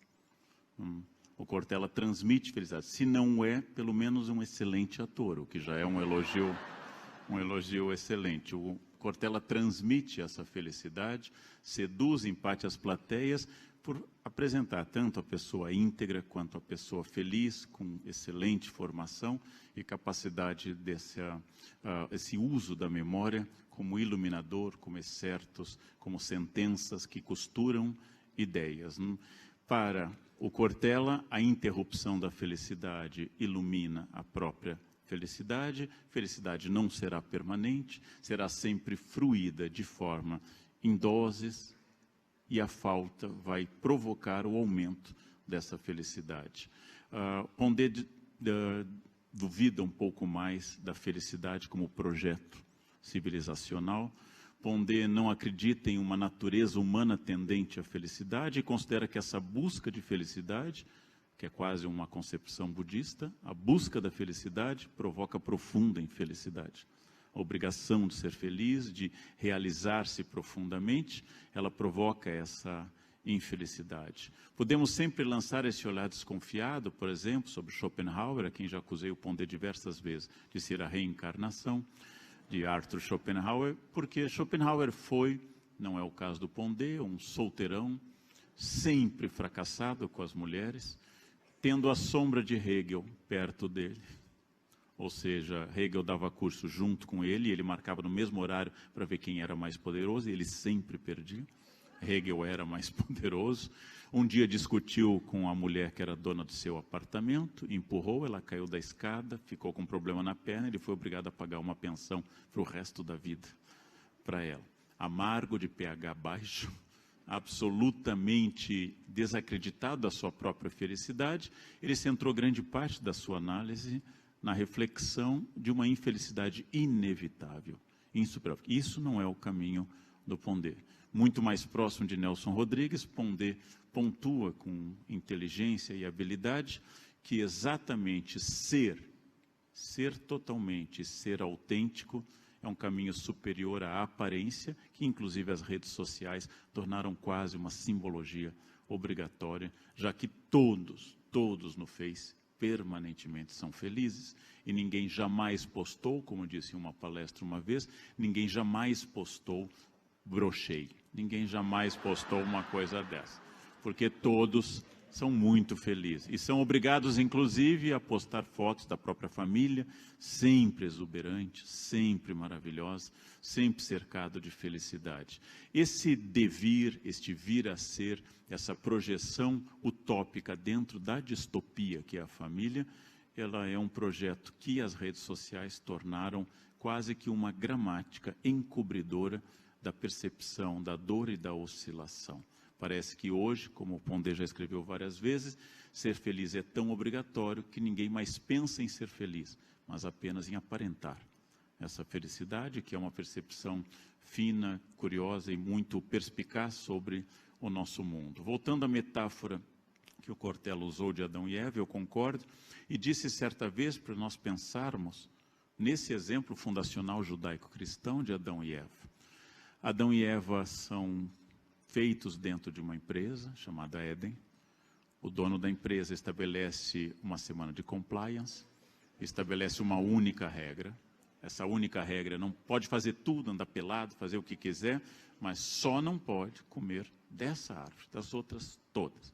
Como a gente sabe com qualquer criança, quando você diz não coloque os dedos na tomada, isso é considerado um convite obrigatório para que ela coloque. Não sei se é natureza humana, mas nós herdamos essa desobediência.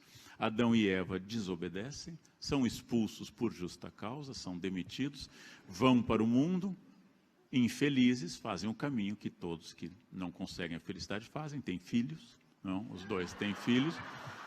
Eis que um filho, Caim, matou o outro filho, Abel. A primeira família humana, a mais próxima de Deus, Adão que viveu 930 anos.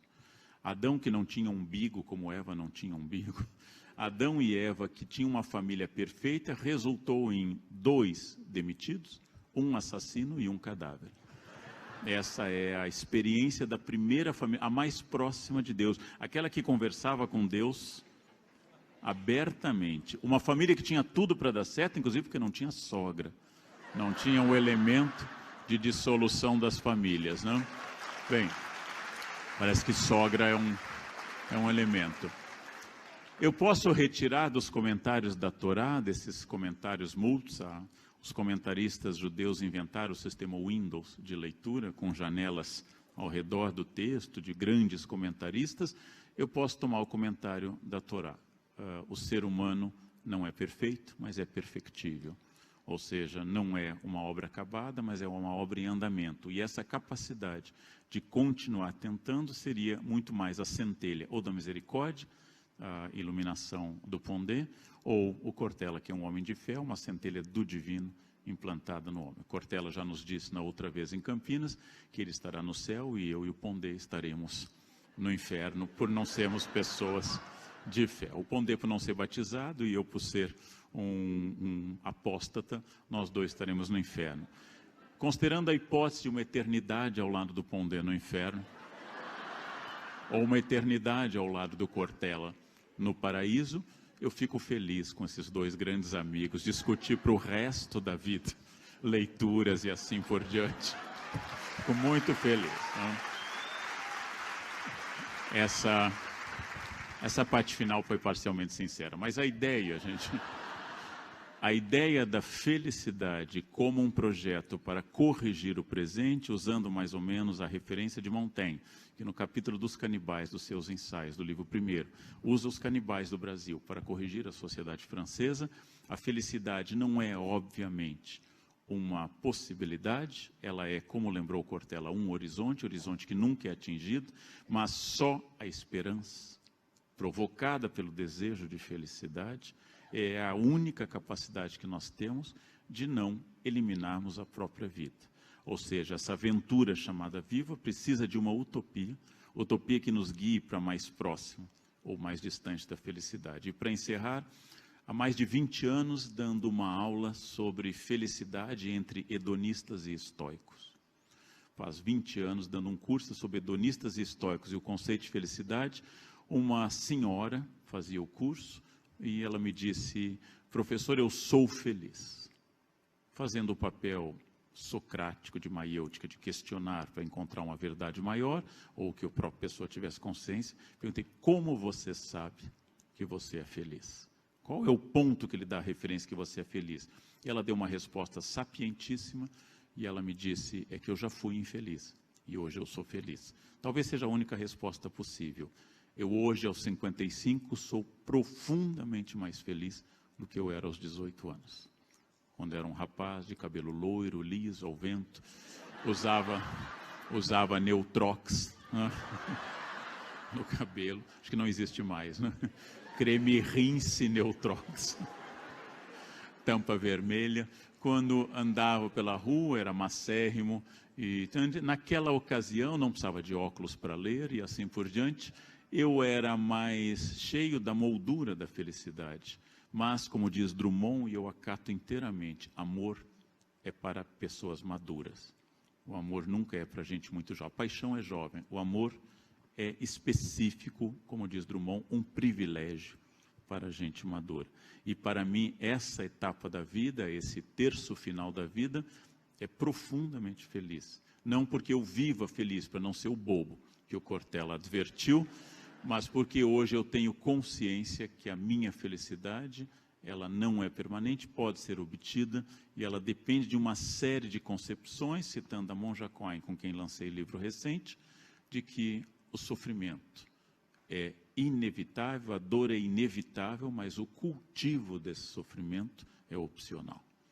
A dor é inevitável. Não importa o que você fizer, alguém do seu círculo vai morrer. Não importa o quanto você se cuide, você vai morrer.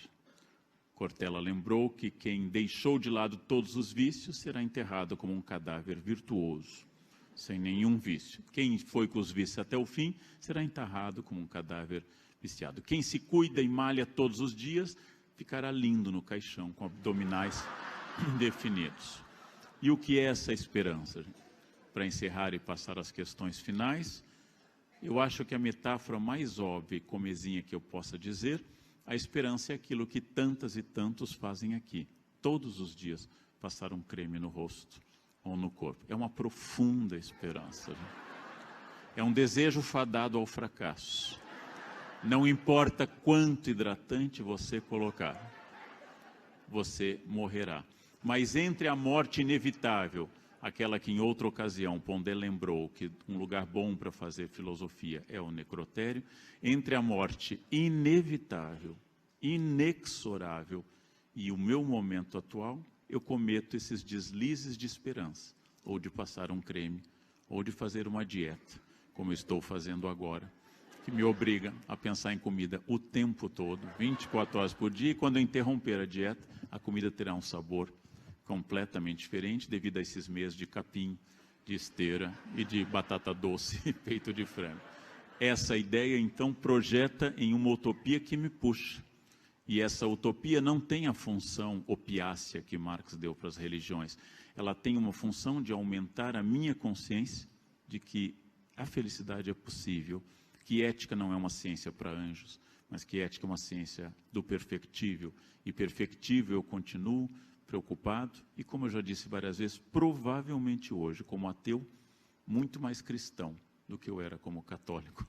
Já que eu fui um excelente católico, como eu disse no livro da Planeta com o Padre Fábio, fui um grande católico, mas eu não era exatamente um cristão. Entre outras coisas, voltando à fala do Pondé, porque eu era uma pessoa de bem, eu era virtuoso, eu era inimigo de qualquer vício, eu era casto, eu era pontual, eu era insuportável. Ter chafurdado na lama do pecado, ter me afundado como filho pródigo entre suínos longe da casa do pai, me fez ter consciência que hoje eu sou muito mais humano, muito mais frágil, muito mais capaz de compreender que as pessoas que eu acho terríveis provavelmente fizeram as coisas que eu não tive ou coragem ou oportunidade de fazer ainda. Ou como disse minha empregada uma vez, quando recriminei que ela usava DVD pirata, ela diz, o seu dinheiro, professor, o torna ético. Ter dinheiro para comprar isso me tornava ético, né? Vamos testar essa ética na crise. Vamos fazer como o Brecht fala na Mãe que Aborta, em um banheiro sem teto em um dia de neve. De perto ninguém é normal, como diria Nelson Rodrigues, e nós continuamos isso. E esses momentos como esse agora são profundamente felizes. Segundo Cortella, porque vão terminar. E cada um de nós irá para sua casa e passaremos semanas sem nos ver, apenas nos lendo pelos jornais e vendo vídeos na internet. E ao nos reencontrarmos, teremos muito a dizer, teremos muitas questões. Felicidade realmente é um exercício, nunca é uma meta, é uma prática, é uma decisão. Isso faz com que haja pessoas felizes e infelizes, apesar de não haver diferença na maneira da sua vida ou nas condições da sua vida? Essa é uma grande questão para nós pensarmos, e eu encerro essa primeira parte agradecendo a atenção de vocês e passando à parte final, no qual livremente, sem ordem, cada um de nós pode estimular, fazer, encetar perguntas para os outros. Muito obrigado. Muito bem.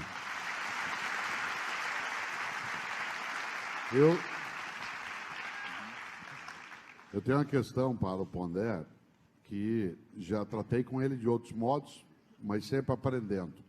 O Pondé é uma das pessoas que eu conheço que mais entende de Dostoiévski, e mais entende também daquilo que a gente chama de alma russa, né, dentro da filosofia. Há um certo estereótipo, né, Pondé, de que a alma russa é uma alma triste, é uma alma da tragédia.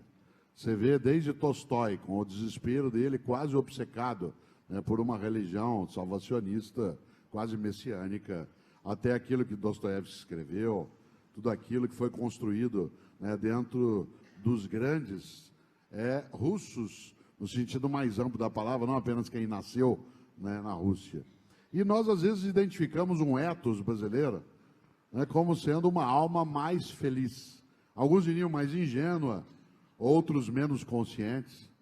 Você acha que existe a possibilidade de uma identidade nacional onde a tristeza ela seja um combustível, né, para a vida e para a explicação da vida, como é o caso, por exemplo, da própria literatura? Você pega o Capote, né, o conto, você olha aquilo, você vê as coisas de Gogol e de outros autores falando, é o desespero completo. Essa atração pelo desespero, quase mórbida, né, ela é uma condição cultural, diríamos, mas você tem ideia de qual seria a fonte da alma russa? De fato, eu dedico um tempo à literatura russa, especificamente Dostoiévski e Tolstói, né? Já li bastante Tchekhov também, e em algum momento vou me dedicar a um texto de Fôlegos da relação entre literatura e desespero.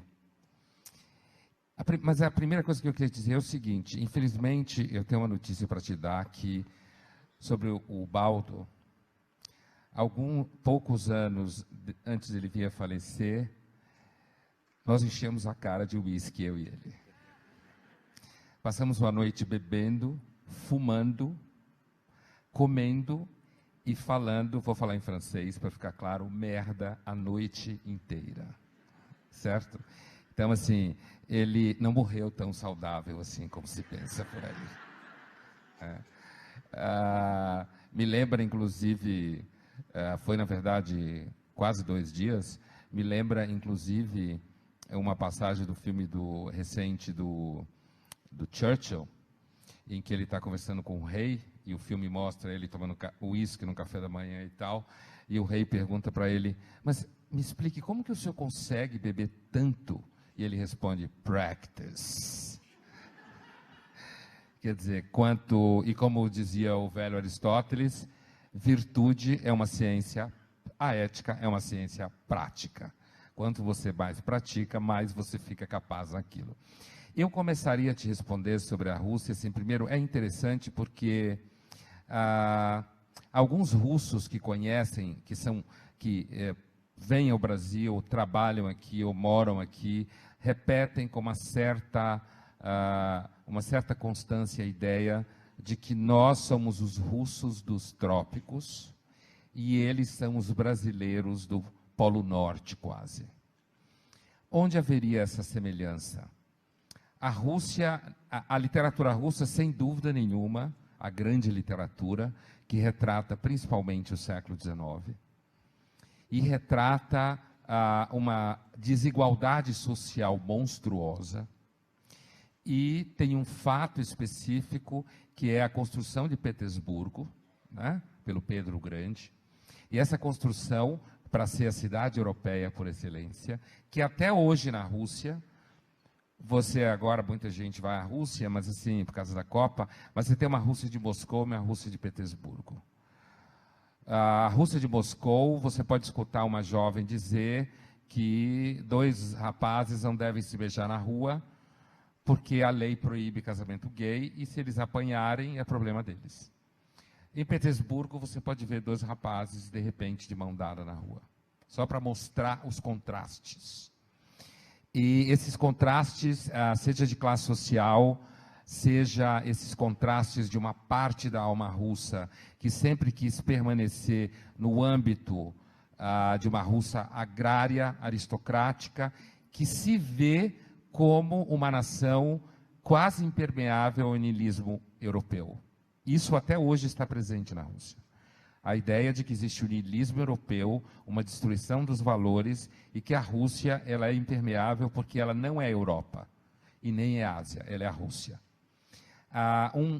Uma compreensão muito comum na teologia russa, que eu acho que ajuda a entender isso também, é o fato de que na Rússia, os russos ou eles são santos ou eles são pecadores. Não tem nada no meio.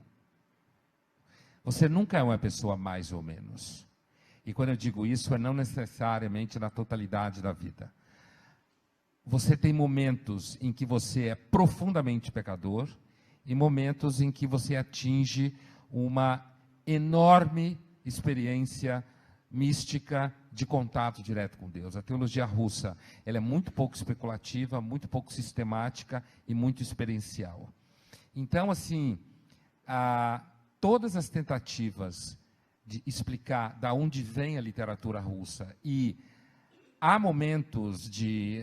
No caso do Tolstói, o Tolstói era uma pessoa talvez profundamente infeliz pessoalmente.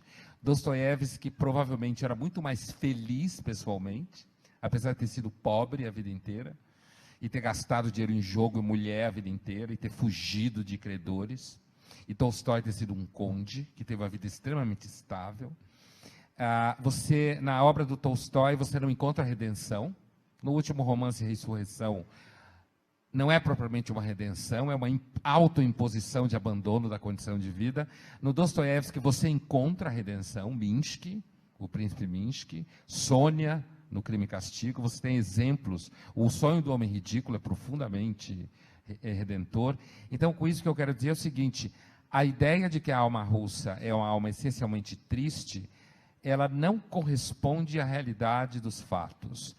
A Rússia, na verdade, é um país em que você experimenta momentos, talvez na literatura russa, a cena em que a condessa Natasha Rostova vai à casa do seu tio, que também é conde, que vive com uma mulher que é uma serva, mas que ele ama, e a Natasha começa a dançar, e ela tinha sido educada em francês, como toda aristocrata do 19, para provar que era culto, né?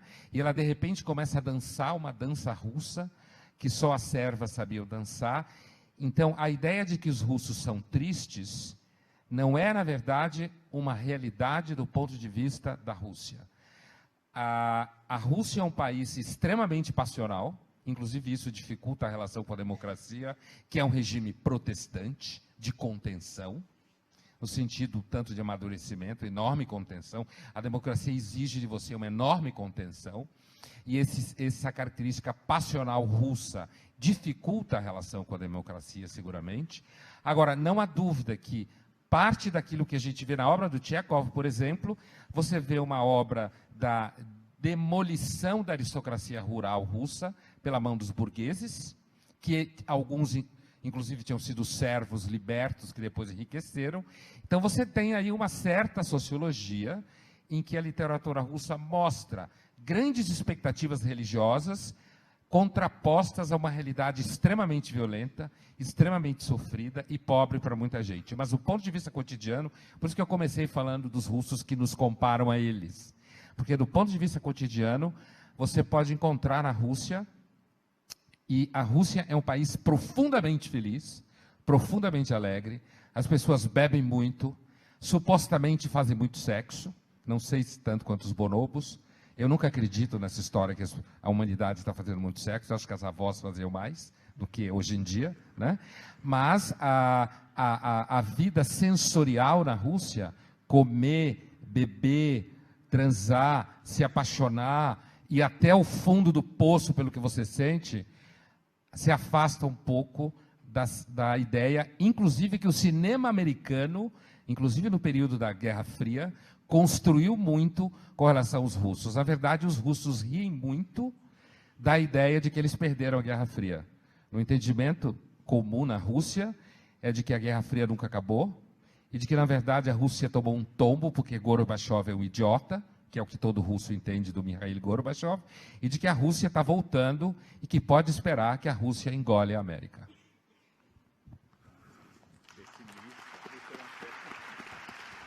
A Rússia é do cacete. Eu tenho tempo para mais uma última questão que eu farei ao Cortella. E, tomando um ponto que já foi dito aqui, ao contrário da média dos filósofos e dos intelectuais, que à medida que avançam no conhecimento, vão perdendo a relação com a sua fé de um Deus pessoal ou de um Deus cultivado na família, o Cortella permaneceu como um homem de fé, como grandes amigos filósofos meus, como Giacoia, como Franklin Leopoldo Silva, filósofos de primeira linha e absolutamente católicos, e frequentadores de missa, de confissão, e assim por diante.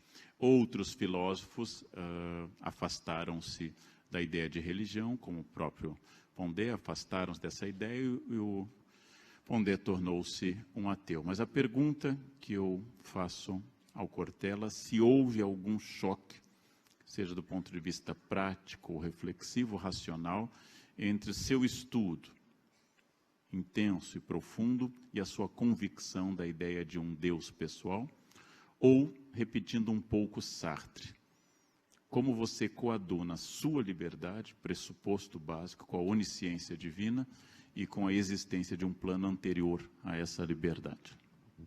Interessante porque muitas vezes as pessoas dizem, se você é católico, eu digo, já o fui.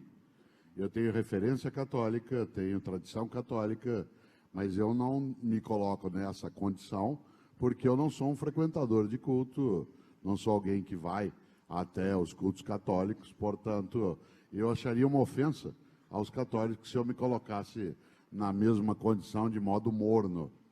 Outra coisa é perguntar se eu sou uma pessoa que tem religiosidade, e eu a tenho em larga escala. Aquilo que estudei em filosofia ou em teologia não colidiu com essa condição. Em grande medida, o estudo de filosofia demoliu um pouco daquilo que é a exterioridade da religião. Aquilo que Mircea Eliade lembrava, o rito reforça o mito. Em alguns momentos, a racionalidade que a filosofia pode oferecer, ela mostrava que alguns dos ritos, eles não tinham nenhum tipo de seriedade e que parte dos mitos eram tolos. E, nesse sentido, não há uma diminuição da fé. O que há, no meu caso específico, é uma consolidação de uma fé menos alienada em relação a símbolos e, ao mesmo tempo, a representações que fazem parte desse andaime. No entanto, eu tive e tenho dessa trajetória algo que não é a prática de uma religião, mas uma perspectiva de religiosidade em que um dos grandes contributos que o mundo judaico e depois o mundo cristão ofereceu à minha formação é algo extremamente animador, que é a ideia de pecado. A noção da falta. E quando eu falava antes em ausência, eu colocava também a falta nesse campo como sendo aquilo que permite que eu não me desumanize, mas que eu não caia na armadilha da perfeição como realidade, em vez de sê-la como aspiração. Nunca esqueço do Stendhal, num dos seus contos mais magníficos, que há uma cena maravilhosa, que é uma princesa no alto de uma torre, num castelo, numa noite de muito calor, um calor imenso, e a princesa tomava um sorvete delicioso. Enquanto ela tomava o sorvete, ela pensava, pena que não é pecado. Porque se pecado fosse, ia agregar muito mais felicidade àquela condição. Por que eu estou dizendo isso? Não acho que haja uma oposição entre essa formação, digamos, mais cartesiana até. Meu primeiro livro foi sobre Descartes. Um livro até com um título contraditório, que é Descartes, a paixão pela razão. E é claro que a intencionalidade do título era lidar com essa condição de não fazer com que Descartes saísse para que Pascal entrasse, ou tirar Pascal da sala para que Descartes pudesse ali estar. Assim como eu não acho, né, que se deva fazer uma colisão entre essas perspectivas, na qual o pensamento filosófico ele admite a percepção de uma religiosidade que não é ateia, mas de uma religiosidade em que você não tem mitos. Você tem crenças em forças que não necessariamente são de natureza constitutivamente mitológica. Quando alguém me pergunta sobre, por exemplo, Deus, eu digo, Deus é uma palavra que não é unívoca, tem que aparecer entre aspas. Né? E essa ideia de uma polissemia da expressão, no entanto, ao contrário, né, de algumas situações, a minha capacidade de identificar, né, a força da vida em relação àquilo que é algo que eu desconheço, um mistério no qual eu participo e que não domino, mas que eu não quero dele me ausentar, talvez, e aí eu concluo, me aproxime de Manuel de Barros, um homem que morreu com quase 100 anos de idade, e ele com mais de 90, alguém olhava e dizia, como é que o senhor se sente aos 94 anos? Ele dizia, eu não estou indo em direção ao fim, eu estou indo em direção às origens. Eu acho que eu estou indo em direção às origens. Essas origens podem ser mitificadas, construídas de um modo infantil, ou elas podem ser entendidas como uma fonte, e aí sim, de verdade, fechou, que não é uma fonte de inteligência, mas é uma fonte de vitalidade. E, nesse sentido, para mim, a filosofia, a ela não se opõe. E eu tenho absoluta certeza que, lá de onde eu estiver, no alto, olharei vocês dois, sedentos e, claro, desesperados, né, para a aproximação de novo. Se eu puder escolher umas pessoas comigo, vai estar bom. Pergunta? Não tem tempo para pergunta não, mais? Porque perdi a pergunta. Porque o tempo urge e ruge, mas você viu que é uma educação alemã, né? Em primeiro lugar, gente, é muito importante agradecer a quem teve a ideia, promoveu, teve esforço, que é a editora Planeta, a esse teatro que já acolheu outras iniciativas da Planeta, o teatro tão bonito e tão bom de estar aqui. Agradecer aos meus colegas e dizer sem nenhuma retórica e plenamente sincero que eu aprendo muito escutando e lendo a ambos. Aprendo muitas vezes as ideias que eu quero desenvolver ou que vêm de encontro e às vezes ao encontro daquilo que eu acredito. É muito bom ter amigos inteligentes, é muito bom ter amigos que compartilham generosamente essa inteligência, é um privilégio. Pessoas que adicionam, como recomenda Baltazar Gracian, jesuíta do 17, que adicionam à sua vida algo e não que subtraem algo da sua vida. Tenho que fazer um alô especial e sincero àqueles que não conseguiram entrar, né, que a força esteja com vocês. Né? Parabéns.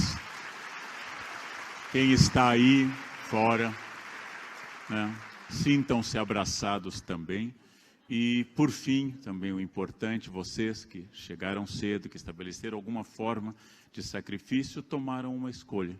Nós somos inteiramente livres, segundo algumas filosofias, mas a minha diz isso, inteiramente livres para essa escolha. Vocês optaram em estar em uma noite de terça-feira em um teatro para ver 3 professores falando. Outras pessoas optaram por ver televisão, outras optaram por beber, outras optaram por dormir. Vamos imaginar daqui a um ano o que terá mudado na vida de vocês e das pessoas que dormiram ou beberam. E vocês vão ver que a escolha por aprender, concordando ou discordando, é uma escolha sábia sempre, né? Com prazer, com alegria, como foi visível nas manifestações de vocês, que houve prazer e houve alegria, e conhecimento para mim só pode ser um conhecimento alegre, conhecimento que introduz a felicidade. Então, a lição minha dessa noite é que, de fato, saber, consciência, conhecimento aumentam a felicidade, aumenta a capacidade de ser receptivo à felicidade, consciência, como enfatizou Cortella, coragem, como enfatizou Pondé, alegria de estar aqui com vocês e que a gente compartilhou, mesmo que vocês estivessem em um ponto e nós em outros, que vocês levem essa tripla possibilidade, concordando com o que nós dissemos ou com o que cada um disse, discordando, ou simplesmente se afastando ou adaptando, que vocês são pessoas que pensam, são capazes de selecionar conhecimento, são capazes de produzir esse conhecimento e saber que, por mais sábio que seja alguém que diga algo a vocês, essa pessoa não tem a menor ideia de quem seja vocês. Então, funciona muito como a mãe que tem um filho e tem que ouvir a experiência da mãe dela, da sogra, das outras mães, e deve ouvir a todos, mas deve saber que nem sua mãe, nem sua sogra, nem suas irmãs tiveram a experiência de ter o seu filho. Ela é única e ela é irrepetível. Eu posso ter lido muito, Cortella pode ter lido muito, Pondé pode ter lido muito, viajado pelo mundo. Nenhum de nós sabe onde está o seu joanete, onde está o seu problema, onde está a sua percepção.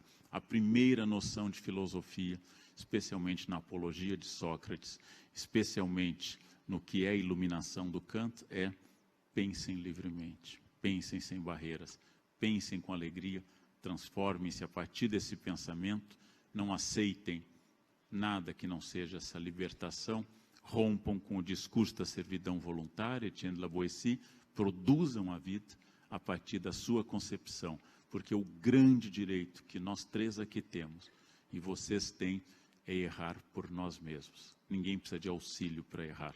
É um direito fundamental errar por nós mesmos, afundarmos no erro e poder pensar. Esse é um direito absolutamente inerente. Locke não o identificou com os direitos constitutivos do homem, mas eu acredito nisso. Deixe-me errar sozinho, deixe-me pensar sozinho, a partir de tudo que os outros dizem, deixem-me ser, porque não existe nada pior do que alguém que lança a mão sobre você e quer que você seja o sonho de outra pessoa. A vida é muito curta para isso. E com isso, encerrando na minha função de organizador, agradecer muito a presença de vocês. Gente, muito boa noite pela presença de todos nesse teatro nessa noite. Muito obrigado.